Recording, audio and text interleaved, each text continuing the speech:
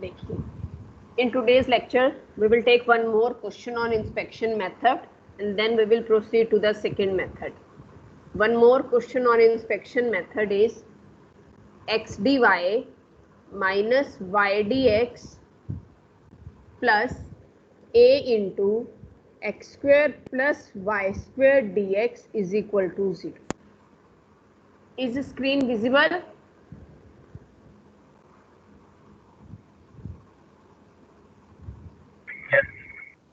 Screen is visible to all?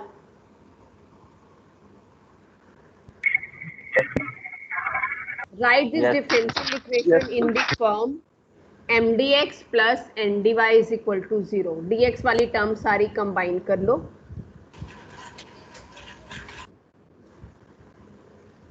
Plus N D Y is equal to 0.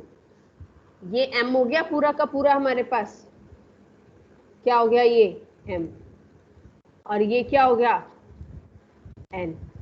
इस तरह की differential equation को solve करने के लिए सबसे पहले आप चेक करते हो whether it is exact differential equation और नॉट. तो हम सबसे पहले क्या निकालेंगे, करली m बाय करली y. क्या आएगा करली m बाय करली y? What will be the value of curly m by curly y? बोलो.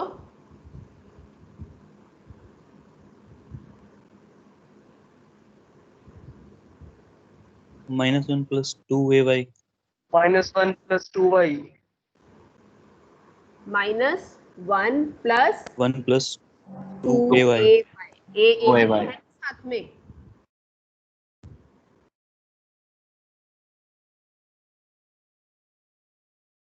ठीक है. और what is curly n by curly x? What is curly n by curly 1. x? 1. Now curly n by curly y is not equal to curly n by curly x. This implies, this was equation number 1. This implies differential equation 1 is not an exact differential equation. Is not an exact differential equation. अब इसको exact बनाने के लिए मुझे एक integrating factor चाहिए जिससे मैं इस पूरी इक्वेशन को मल्टीप्लाई कर दूं. What will be that integrating factor? सोचो इस पूरी इक्वेशन में ऐसी क्या चीज मल्टीप्लाई करे कि ये जो लेफ्ट हैंड साइड है इस इक्वेशन की वो क्या बन जाए, exact differential of some function. ध्यान से देखो, x d y minus y d x वाली टर्म है. हमने ऐसे 3-4 रिजल्ट किए थे. एक में डिनोमिनेटर में एक्स स्क्वेयर था, एक में वाई स्क्वेयर था, एक में x square plus y square था, एक में x square minus y square था और एक में शायद एक्स वाई था. अब इसको तो छोड़ो, इसके अलावा जो टर्म बच गई हमारे पास वो ये है. ये क्या है, dx. dx के साथ हमारे पास x और y का फंक्शन मिक्स है. अगर ये हट जाए यहाँ से तो हम इसको इजीली इंटीग्रेट कर सकते हैं. ठीक है. Integrating factor is equal to 1 upon x square plus y square ले लूं अगर मैं बाय इंस्पेक्शन मेथड.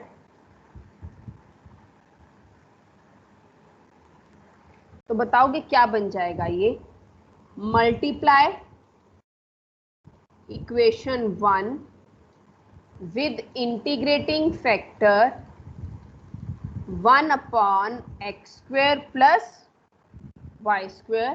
क्या बन जाएगा, x d y minus y d x upon x square plus y square plus a d x is equal to 0. ध्यान से देखो मैंने क्या किया, 1 upon x square plus y square ले लिया ताकि ये जो डी एक्स के साथ मिक्स फंक्शन है एक्स और वाई का ये हम यहाँ से हटा सके.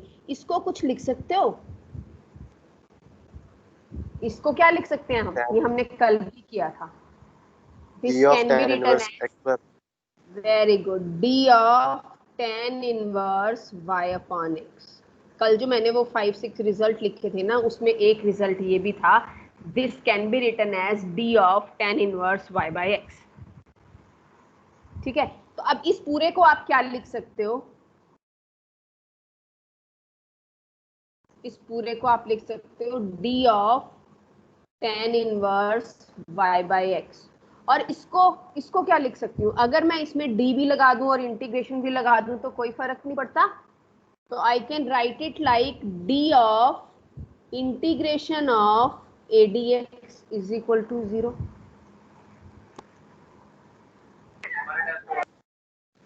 लिख सकते हैं। मैंने इस पे इंटीग्रेशन का सिंबल भी लगा दिया, डेरिवेटिव का भी लगा दिया, दोनों रिवर्स होते हैं, कैंसिल कर देंगे तो कोई फर्क नहीं पड़ता। अब आपने ये भी किया, d of u plus v can be written as du plus dv। तो अगर मैं इनको कंबाइन कर दूं तो I can write it as d of tan inverse y by x plus integration a dx। Mic mute करिए please, mic mute. हाँ मैंने सीनियर से पूछती रहती हूँ पर दिव्यांश माइक म्यूट करना बेटा, जिसका भी ऑन है ये। आप प्रेजेंटर हो, आप कर सकते हो। वहाँ पे कॉलेज के सीनियर को अब वो मिला था ड्यूटी है पहले, तो वो उसमें होता है तो उनको वो काम करना पड़ता है। तो आचार आते हैं ना बाहर के हेड उनके साथ मिलके सब करना पड़ता है। तो अगर वो सब d of tan inverse y by x plus integral a dx is equal to 0। अब क्या करेंगे, अब क्या करना चाहिए, मैंने दिखा दी, हमने ये कर दिया कि ये जो डिफरेंशियल इक्वेशन थी after multiplying by integrating factor, ये इसको हमने एग्जैक्ट डिफरेंशियल दिखा दिया। देखो d ऑफ सम फंक्शन, तो इसका मतलब it is exact differential equation. तो अब इसका सॉल्यूशन कैसे लिखेंगे, अब क्या करते हैं एग्जैक्ट डिफरेंशियल दिखाने के बाद, इसका integration. yes, now on integrating what will you get, on integrating what will you get, ये d हट जाएगा, d और इंटीग्रेशन कैंसिल हो जाएंगे, हमारे पास बचेगा tan inverse y by x plus integration a dx is equal to constant of integration c। और इसको अभी इसमें एक स्टेप बच गया हमारा, वो क्या था, tan inverse y by x plus a तो कांस्टेंट है, 1 का integration x is equal to constant of integration c। तो ये आ गया मेरे पास solution. This is the solution of the given differential equation, tan inverse y by x प्लस ax is equal to c। Clear है यहां तक? हाँ जी, यस मैम, यस मैम। ठीक है, चलें नेक्स्ट पे। ये तो एक मेथड किया है हमने, सिर्फ इंस्पेक्शन मेथड, जिसमें आपको खुद से सोचना है कि इंटीग्रेटिंग फैक्टर आपको क्या लेना है। इट डिपेंड्स कि आपके पास डिफरेंशियल इक्वेशन क्या दी हुई है, उसमें कौन सा फैक्टर एक्स्ट्रा है जिसको आपको रिमूव करना है, उसके अकॉर्डिंग आप कंसिडर करते हो कि इंटीग्रेटिंग फैक्टर क्या लेना है। इसके बाद हमने जितने भी मेथड करने हैं ना, उन सब में एक पर्टिकुलर फॉर्म के लिए एक पर्टिकुलर इंटीग्रेटिंग फैक्टर है, आपको सोचना नहीं है, उस फॉर्मूले को यूज करके इंटीग्रेटिंग फैक्टर फाइंड आउट करना है। सेकेंड मेथड है हमारे पास होमोजीनियस इक्वेशन। होमोजीनियस इक्वेशन का मतलब है, सपोज आपके पास कोई भी एक डिफरेंशियल इक्वेशन है mdx plus ndy is equal to 0। ठीक है, आपने करली m बाय करली y निकाला, करली n बाय करली x निकाला, और सपोज ये दोनों इक्वल नहीं आए, ये दोनों इक्वल नहीं आए, तो हम क्या कहते हैं कि given differential equation is not an exact differential equation, is not an exact differential equation. अब उसको एग्जैक्ट बनाने के लिए हमें इंटीग्रेटिंग फैक्टर चाहिए। ठीक है, कभी भी मेंशन नहीं आएगा कि कौन सा मेथड लगाना है। आप देखो डिफरेंशियल इक्वेशन देख के सोचो कि इसमें कौन सा अप्लाई हो सकता है। फर्स्ट मेथड हमने किया था इंस्पेक्शन मेथड। होमोजीनियस का मतलब क्या है, होमोजीनियस का मतलब क्या है कि m और n जो है ना, m और n में degree of each term must be same, each term must be same. अगर ऐसा होता है, what do you mean by degree of each term must be same? Degree of each term must be same, इसका क्या मतलब है?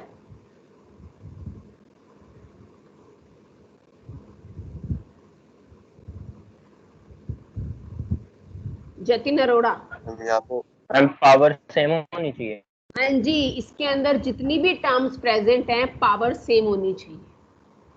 अगर ऐसा होता है, in that case integrating factor is 1/mx plus ny। अगर इस तरह की डिफरेंशियल इक्वेशन होती है कि वो होमोजीनियस इक्वेशन है इन x एंड y, तो उस केस में हम इंटीग्रेटिंग फैक्टर कैसे निकालते हैं? 1/mx plus ny। और ये जो इक्वेशन है हमारे पास, equation number 1, multiply this equation number 1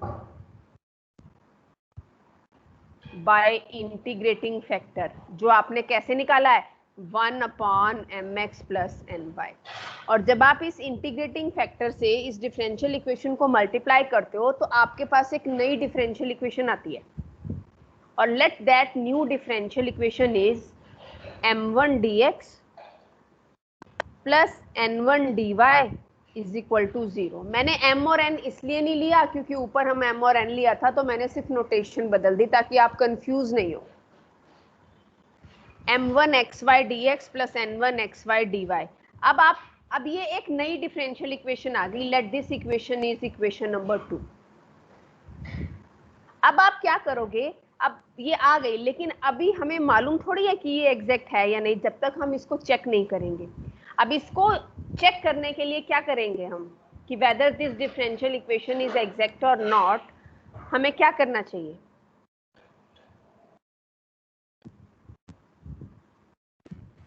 curly m1 by curly y और curly n1 by curly n1 by curly y निकालेंगे, curly n1 by curly x निकालेंगे। Curly m1 by curly y is equal to curly n1 by curly x।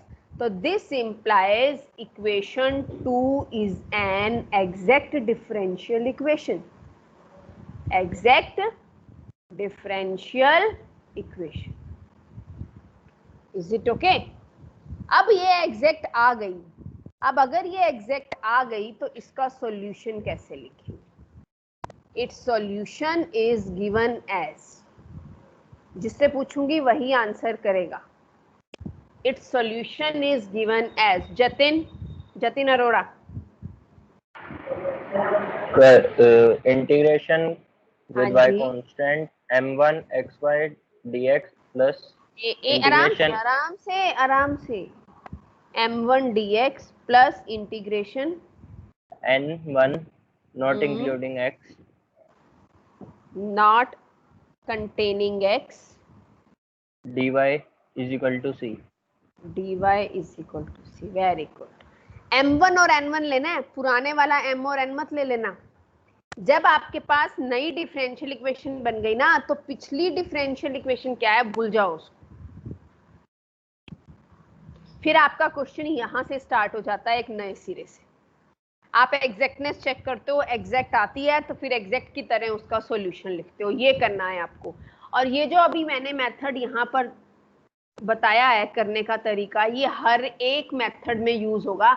अब हर एक method में सिर्फ change क्या होगा? ये इंटीग्रेटिंग फैक्टर निकालने का फॉर्मूला बदलेगा बस हर एक मेथड के अंदर। अदरवाइज क्वेश्चन को करने का जो तरीका है वो एज इट इज चलेगा। The only thing that will change is how to find out integrating factor। अगर homogeneous equation का केस है तो it is 1/mx plus ny। फिर एक पर्टिकुलर फॉर्म की बात करेंगे, उसमें इंटीग्रेटिंग फैक्टर क्या होता है। अगर इस तरह की डिफरेंशियल इक्वेशन आती है तो उसमें सिर्फ ये चेंज होगा, बाकी करने का मेथड एज इट इज है। अब ध्यान से देखना, हमने जब इंस्पेक्शन मेथड किया था ना, तो इंस्पेक्शन मेथड में इंटीग्रेटिंग फैक्टर से मल्टीप्लाई करने के बाद ये सब कुछ नहीं किया था ना। हमने क्या किया था? लेफ्ट हैंड साइड को सीधा एग्जैक्ट डिफरेंशियल दिखा दिया था किसी भी फंक्शन का। और ऐसा सिर्फ इंस्पेक्शन मेथड में ही होगा, बाकी सब में आपको ये प्रॉपर तरीके से दोबारा एग्जैक्टनेस चेक करनी पड़ेगी और फिर सॉल्यूशन लिखना पड़ेगा। Only in case of inspection method, after multiplying by integrating factor, we have to show the left hand side of that differential equation as exact differential of some function. यहां तक clear है? हाँ जी, यहां तक clear है सबको? Homogeneous में हमेशा ये आ जाएगा, इंटीग्रेटिंग फैक्टर के बाद मल्टीप्लाई करके वो बन जाएगी एग्जैक्ट। बिल्कुल आ जाता है, बिल्कुल आ जाता है। जब भी आप इंटीग्रेटिंग फैक्टर से मल्टीप्लाई करोगे वो एग्जैक्ट बन जाएगी। और कई बार क्या होगा, हो सकता है कोई एक क्वेश्चन ऐसा हो जिसमें दो मेथड लग रहे हो, होमोजीनियस भी लग जाएगा, इसके बाद एक कराऊंगी वो भी लग जाएगा, ठीक है, तो वो आपकी मर्जी, आप कोई भी लगाओ। बट कई बार होमोजीनियस वाले मेथड से इंटीग्रेटिंग फैक्टर बड़ा कॉम्प्लिकेटेड आ रहा है हमारा, सपोज कि उससे मल्टीप्लाई कर रही हूँ तो जो फंक्शन है वो इतना कॉम्प्लिकेटेड बन रहा है कि उसका डिफरेंशिएशन करना भी मुश्किल हो रहा है, तो फिर हम उसके अंदर दूसरा मेथड भी अप्लाई कर सकते हैं। तो जरूरी नहीं है कि यही अप्लाई करना है, आपको जो भी समझ आए सारे के सारे मेथड्स में से जो भी स्ट्राइक करे सबसे पहले आप उसको अप्लाई कर सकते हो, क्योंकि वहां पे मेंशन नहीं होगा आपके पास कि आपको कौन से मेथड से इंटीग्रेटिंग फैक्टर फाइंड आउट करना, ठीक है। जिस सीक्वेंस में मैं करा रही हूँ जरूरी नहीं आपको ऑर्डर फॉलो करना है, पहला नहीं लगेगा तो सेकंड, सेकंड नहीं लगेगा तो थर्ड, नो। डिफरेंशियल इक्वेशन देखने पे जो भी स्ट्राइक करता है माइंड में कि ये वाला अप्लाई करते हैं तो वो वही अप्लाई कर सकते हो। अब देखो मैं एक क्वेश्चन लिखती हूँ, क्लियर होगा आपको क्या है हमारे पास।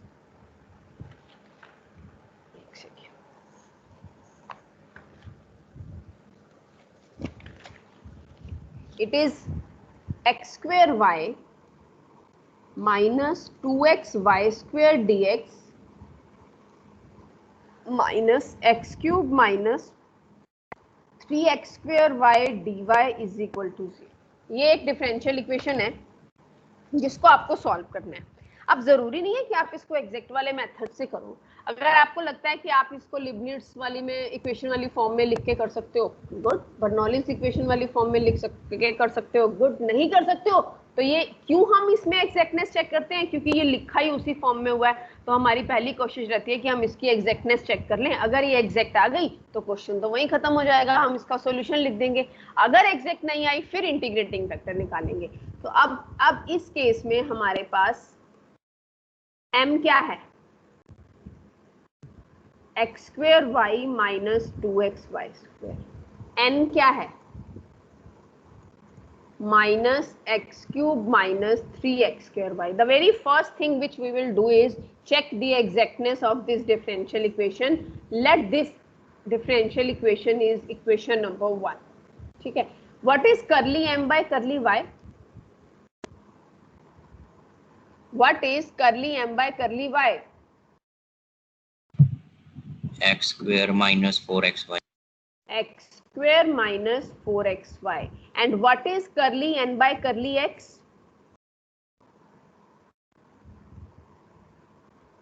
Minus 3x square plus 6xy। क्योंकि जब x के विद रिस्पेक्ट टू डिफरेंशिएट कर रहे हैं तो y कांस्टेंट है, जब y के विद रिस्पेक्ट टू डिफरेंशिएट कर रहे हैं तो x कांस्टेंट है। Now curly m by curly y is not equal to curly n by curly x. This implies differential equation 1 is not an exact differential equation. अब आपको integrating factor लाना है, चाहे इंस्पेक्शन मेथड से लाओ चाहे homogeneous. अब इंस्पेक्शन मेथड से नहीं ला सकते क्योंकि इसमें कहीं पर भी कोई ऐसी टर्म नहीं आ रही, वो जो मैंने 3-4 रिजल्ट्स बताए थे, तो बहुत मुश्किल होगा इस केस में हमें उस तरह से सोचना। अच्छा ये पूरा m है, m बताओगे इसकी डिग्री कितनी है, इस टर्म की फर्स्ट टर्म की डिग्री कितनी है? 3, क्योंकि मल्टीप्लिकेशन में है तो पावर पूरी ऐड होके काउंट होगी, 2x की और 1y की, तो टोटल 3। इसकी 3। नाउ x क्यूब की 3, x स्क्वायर y की 6। यानी हर एक टर्म की डिग्री सेम आ रही है, What does it mean? M and N are homogeneous हो गई ये, या सीधा लिख दो equation is homogeneous in x and y. ठीक है, equation 1 is homogeneous in x and y. और अगर ये होमोजीनियस है तो इंटीग्रेटिंग फैक्टर क्या होगा? 1/mx plus ny. क्या बनेगा बताओ? 1/mx plus ny. Sorry, m क्या था? m क्या है हमारे पास? x² y minus 2x y² plus ny minus x³ plus 3x² y. Solve कर लो इसको, क्या आता है? 1/x³ y minus 2x² y² minus x³ y plus 3x² y². ये तो कट गया, क्या बच गया? Integrating factor is 1/x² y². 3x² y² ये रहा, 2x² y² ये रहा, तो हमारे पास क्या आ जाएगा? 1x² y². ये इंटीग्रेटिंग फैक्टर आ गया. अब क्या करेंगे? Multiply equation 1 with this integrating factor. What will you get? Multiply equation 1 by integrating factor 1/x² y². क्या थी देखना एक बार, इक्वेशन क्या थी? x² y minus 2x y². x² y minus 2 x y² था, क्या था? x y² minus 1/x² y² x³ minus 3x² y dy is equal to 0. एक बार इसको क्रॉस चेक कर लेते हैं. ठीक है, ये बन गई. अब इसको, इसके साथ dx था, सॉरी मैं लिखना भूल गई थी. अब इसको थोड़ा सा सिंप्लीफाई करते हैं. x² y upon x² y² minus 2x y² upon, मैंने हर एक टर्म को अलग अलग डिवाइड कर दिया x² y² से, minus x³ upon x² y² minus 3x² y upon x² y² dy is equal to 0. और सिंप्लीफाई करो, पावर्स जो कैंसिल होती हैं वो कैंसिल आउट कर दो. क्या बच गया? क्या बच गया यहाँ? पहले में क्या बचेगा? 1/y minus 2/x dx minus क्या आएगा?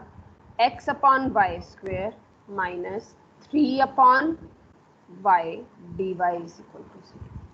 सिर्फ मैंने उसको सिंप्लीफाई किया, जितना सिंप्लीफाई वो हो सकता है. अब ये एक नई डिफरेंशियल इक्वेशन बन गई.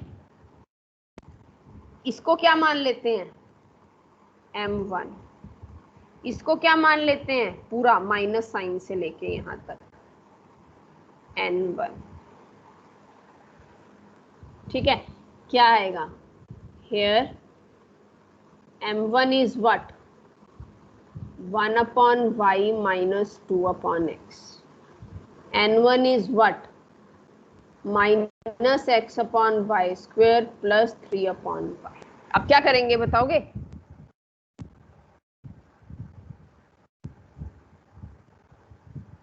बोलो क्या करेंगे? कर्ली m1 और y कर्ली y करली m1 बाय करली y निकालेंगे, करली n1 बाय करली x निकालेंगे. Let this is equation number 2. What is करली m1 बाय करली y?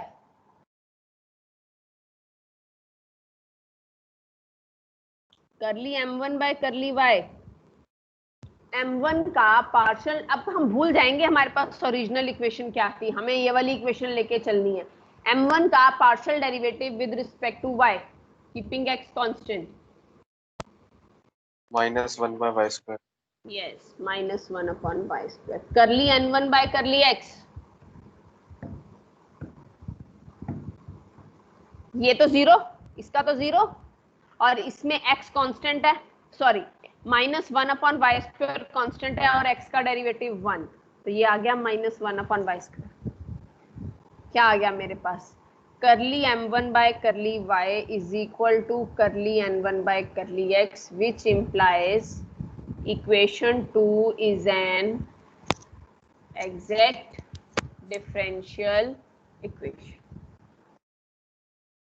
Solution is what? m1 dx y constant, n1 not containing x dy is equal to c। ठीक है यहाँ तक? अब वैल्यूज पुट करो। m1 में क्या आएगा, 1/y minus 2/x dx y constant, plus बताना n1 में क्या रखो,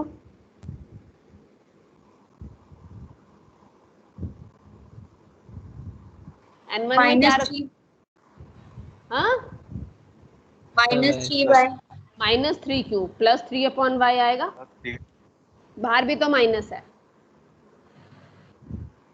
कर दो integrate, x/y minus 2 log x plus 3 log y is equal to c। ये मेरे पास इसका सॉल्यूशन आ गया।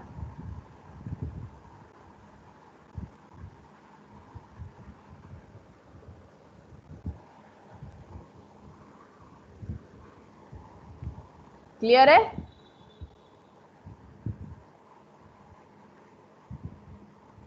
हाँ जी, क्लियर है सबको? Yes ma'am. यस किसी को कुछ पूछना है यहाँ तक? इसके बाद हमने जितने भी मेथड्स कर लिए ना, उसमें क्वेश्चन को करने का तरीका यही रहेगा, सिर्फ इंटीग्रेटिंग फैक्टर निकालने का तरीका बदलेगा बस। इसी तरह से हमें, हाँ जी, कोई log x भी कोई टर्म के साथ मल्टीप्लाइड होता तो तब उसको कैसे वो करते, डिग्री कैसे लेते? नहीं फिर तो ये वाली इस कैटेगरी में आता ही ना, होमोजेनियस इक्वेशन बनती ही ना। ओके, प्रीवियस पेज करना। ये तो हम तभी करेंगे ना जब होमोजेनियस इक्वेशन बनेगी। अभी इसके बाद और मेथड्स कराऊंगी, देखना उसमें यूज हो जाएगा। लो जी, प्रीवियस पेज हो गया।